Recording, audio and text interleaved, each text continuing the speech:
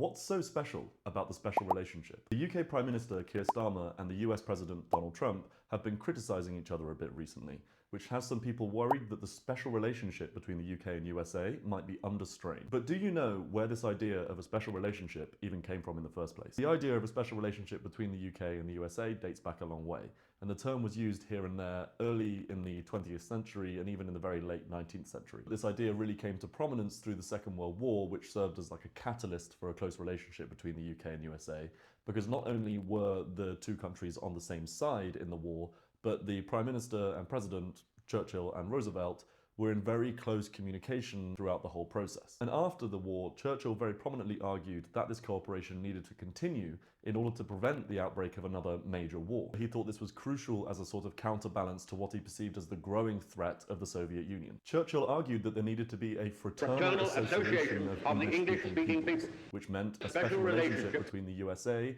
and the British Commonwealth. So while that might imply a bit more than this bilateral relationship between the UK and the USA, the term has come to refer to the uniquely close cooperation between the two countries on trade and military and intelligence matters, as well as the extent of positive diplomatic and sometimes even personal relationships between the leaders of the two countries. Starmer has always made a very obvious effort to maintain a good relationship with Donald Trump. The British media are very into this idea that Keir Starmer is some kind of Trump whisperer. So the fact that the two are now criticizing each other has some people a bit worried. But what do you think? Is there really a special relationship? Could it be under threat? Let me know in the comments, and if you like content like this, follow me for more of it.